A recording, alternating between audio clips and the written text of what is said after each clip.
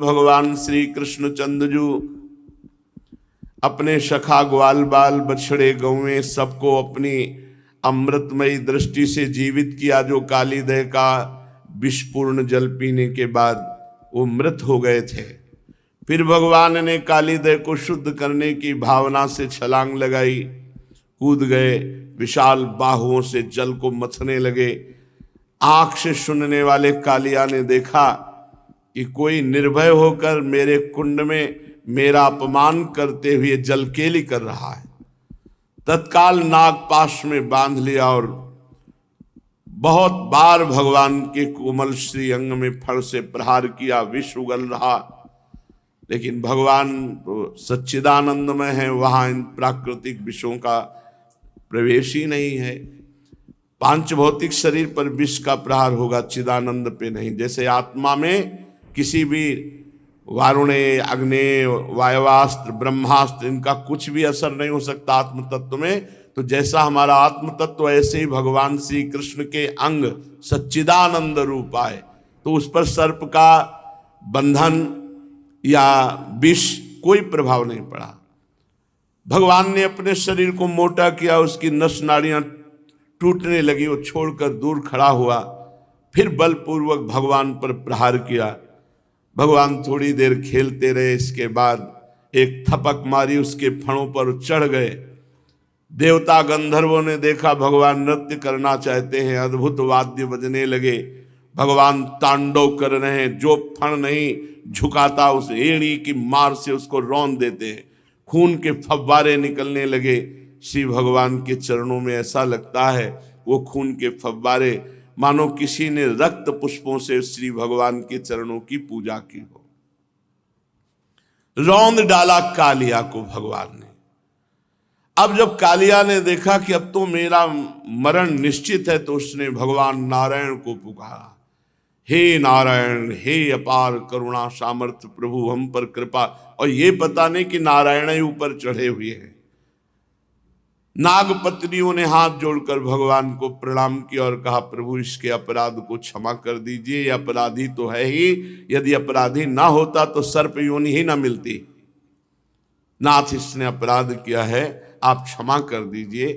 हे करुणामय प्रभु, नमो अनंताय सूक्ष्माय कूटस्थाय विपश्चिते नानावादानुरोधाय वाच्यवाचक शक्तये नमः प्रमाण मूलाय कवये शास्त्रयोनये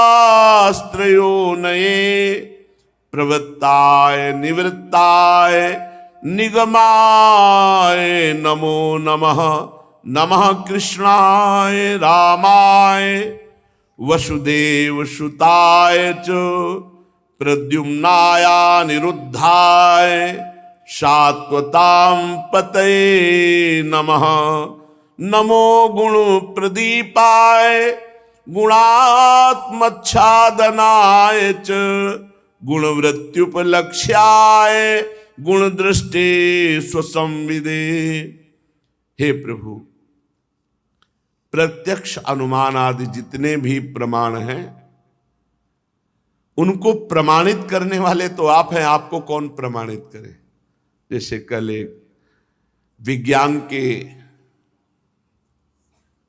छात्र, साइंस के, उन्होंने कहा कि यद्यपि हम भाव रखते हैं थोड़ा, पर हमारी विज्ञान की कसौटी प्रमाण मांगती है, अगर उस पे प्रमाण में न टिके तो मानती नहीं। तो आप प्रमाण दे सकते हैं कि भगवान है। तो यहां क्या कह रहे, प्रत्यक्ष अनुमान आदि जितने भी प्रमाण हैं सबके प्रमाण तो आप हैं, आपका प्रमाण कौन दे सकता है। फिर भी कैसे हम माने कि भगवान है।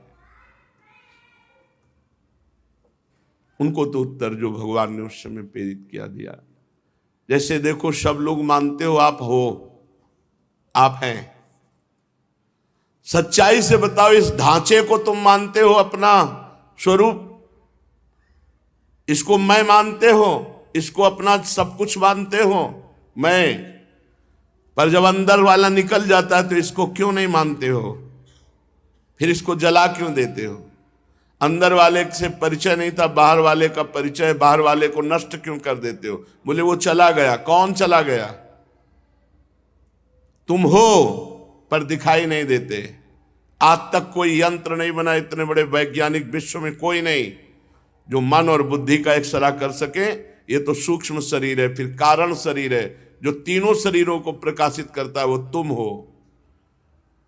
तुमने अपने आप को नहीं देखा, भगवान को क्या जान जाओगे? तुम भगवान के अंश हो, अपने आप को देखा है, फिर भी आप मानते हो है और अपने प्रभु को नहीं मानते हो कि है। चलो, दूध में घी है, बनाओ पूड़ी, नहीं बनेगी। और है, प्रक्रिया है उसकी, प्रक्रिया करो, घी निकल आएगा।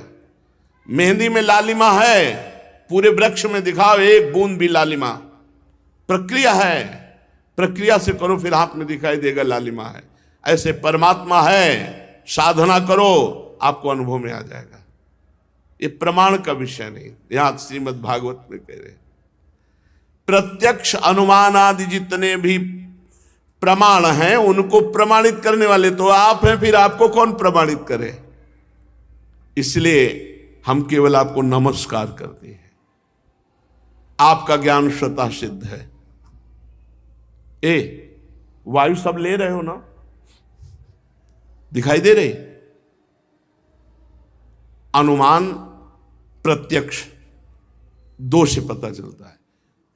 ऐसे कोई वस्तु टांगो, हिलने लगे तो बोले वायु हिला रही, नहीं, तभी तो वायु का पता चलता नहीं। वायु है ना, और मानते हो है, सब कोई जी रहे हो उसी से, तो परमात्मा है।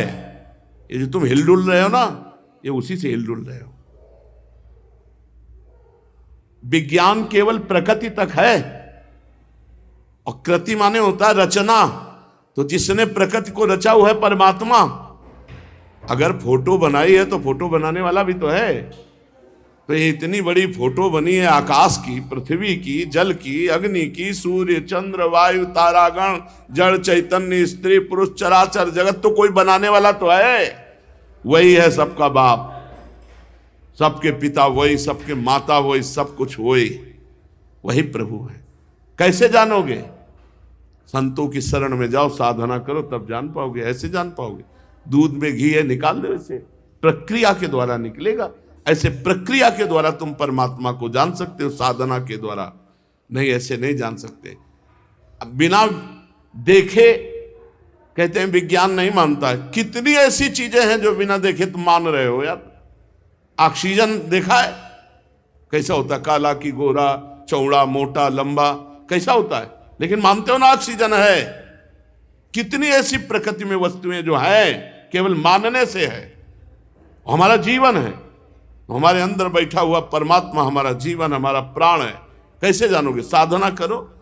यहां साक्षात शास्त्र कह रहा है प्रत्यक्ष और अनुमान जितने भी प्रमाण उनको प्रमाणित करने वाले तो आप हैं। आपको कौन प्रमाणित करे? आप स्वतः सिद्ध है।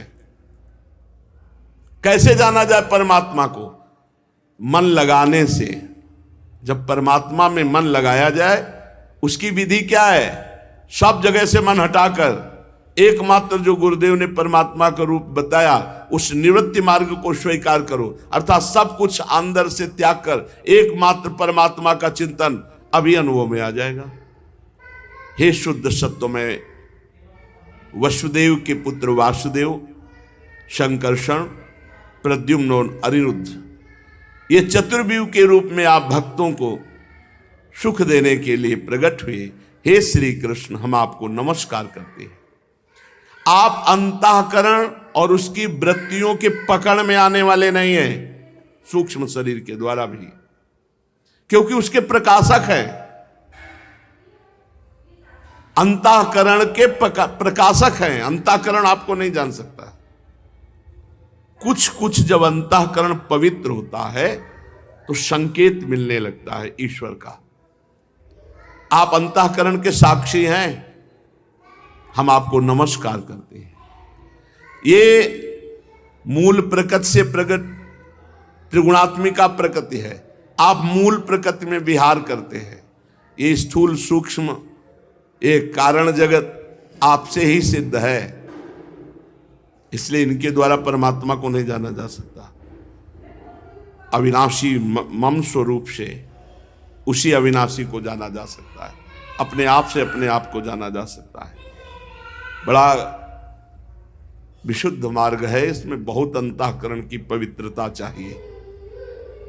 संपूर्ण विश्व प्रपंच के निषेध के बाद जो बचता है वो आपका स्वरूप है। हे विश्व के आदिदेव साक्षी, अज्ञान के द्वारा सत्य की भ्रांति हो गई, इसलिए स्वरूप का ज्ञान किसी को नहीं हो रहा, इसीलिए आपका साक्षात्कार नहीं हो रहा। कौन बैठा है अपने स्वरूप में? देह में ही तो ये सब बैठे हैं, देह के ही विकार भाव।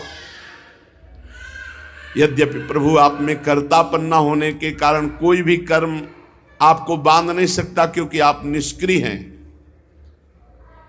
तथापि अनादि काल शक्ति को स्वीकार करके प्रकृति के गुणों द्वारा आप इस विश्व की उत्पत्ति, स्थिति और प्रलय की लीला करते हैं। आपकी लीला अमोघ है, आप सत्य संकल्प है, इसीलिए जीवों के संस्कार रूप छिपे हुए स्वभावों को आप अपनी दृष्टि से जागृत कर देते हैं। त्रिलोकी में 3 प्रकार के प्राणी हैं, सतोगुण प्रधान शांत, रजोगुण प्रधान अशांत और तमोगुण प्रधान मूढ़। वे सब की सब आपकी लीला मूर्तियां हैं। फिर भी सत्वगुण प्रधान शांत जन ही आपको विशेष प्रिय हैं। आपका अवतार लीलाएं ये साधु जनों की रक्षा और धर्म की रक्षा एवं विस्तार के लिए है। प्रभु, एक बार तो अपराध सह लेना चाहिए अपने सेवक का। ये नाग मूढ़ है, आपको पहचानता नहीं, इसलिए आप इसे क्षमा कर दीजिए। भगवान अब कृपा कर दीजिए, नहीं ये कालिया मरने ही वाला है, मर जाएगा ये। साधु पुरुष सदा से हम अबलाओं पर दया करते आए, अतः ये दया कीजिए कि हमारे प्राण स्वरूप पतिदेव को आप हमें दे दीजिए। हम आपकी दासी हैं, हमें आप आज्ञा दीजिए, आपकी क्या सेवा करें। जो श्रद्धा से आपकी आज्ञा का पालन करता है वो सब प्रकार के भयों से मुक्त हो जाता है। परीक्षित, ऐसे भगवान की स्तुति नाग पत्नियों ने की। भगवान के श्री चरणों की ठोकरों से काली नाग के फण छिन्न भिन्न हो गए थे, बेसुध हो गया था। जब नाग पत्नियों ने स्तुति की तो भगवान ने छोड़ दिया। अब काली नाग को धीरे धीरे फिर सामर्थ्य आई, चेतना आई, बड़ी कठिनता से श्वास लिया और आंख खोल कर देखा।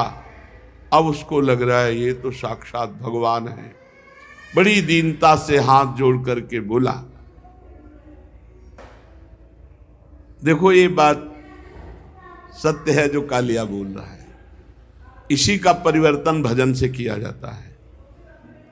कालिया ने कहा कि नाराज मत होना महाराज, हम जन्म से ही दुष्ट और तमोगुणी स्वभाव के होते हैं, और जो हमसे बैर करे तो बहुत वर्षों तक हम अपने स्वभाव में उस वैर को याद रखते हैं और फिर बदला जरूर लेते हैं।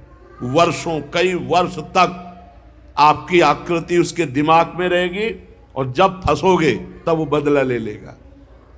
और ये प्रभु, ये स्वभाव आपके द्वारा रचा गया है, इसी को बदलना है। या जो पर्यो में सहज स्वभाव श्री हरिवंश नाम रस जाओ। हर समय हमारा अगर भगवत चिंतन चला तो मायाकृत स्वभाव बदल जाएगा। प्रभु, स्वभाव छोड़ना बहुत कठिन होता है, बहुत कठिन है अपना स्वभाव। जो स्वभाव बना है वो कारण देह है, इसी का परिवर्तन हो जाए तो मानो भजन का प्रभाव हो गया। वीर बल योनि बीज चित्र आकृतियों का निर्माण ये सब स्वभाव के अनुसार ही होता है। प्रभु, सृष्टि में हम जितने सर्प हैं ये जन्म से ही बड़े क्रोधी स्वभाव के होते हैं। स्वामी, हम सब आपकी माया के चक्र में मोहित हो रहे हैं, फिर अपने प्रयत्न से इस दुस्तेज माया का त्याग कैसे करें? आप सर्वज्ञ संपूर्ण जगत के स्वामी हैं, आप हमारे स्वभाव के भी स्वामी हैं, माया के भी स्वामी हैं। अब मैं जान गया आप कौन हो। प्रभु आप चाहे क्षमा करो या दंड दो, दोनों में मुझे कृपा दिखाई देती है। काली नाग की बात सुनकर लीला मनुष्य भगवान श्री कृष्ण ने कहा, कालिया अब तुझे यहां वृंदावन में नहीं रहना है, ये हमारी लीला भूमि है, तेरे रहने से सब जल दूषित हो रहा है। तो अपनी पत्नी, पुत्र, परिवार सबको ले और यहां से चला जा। गौएं और मनुष्य यमुना जल का उपभोग करें। तेरी और मेरी इस बात को जो सुनेगा उसे कभी सर्पों से भय नहीं रहेगा। कालिया का मर्दन और काली नाग की बात और भगवान की बात जो सुनेगा उसे सर्पों से कोई भय नहीं रहेगा। ये भगवान आदेश करते हैं।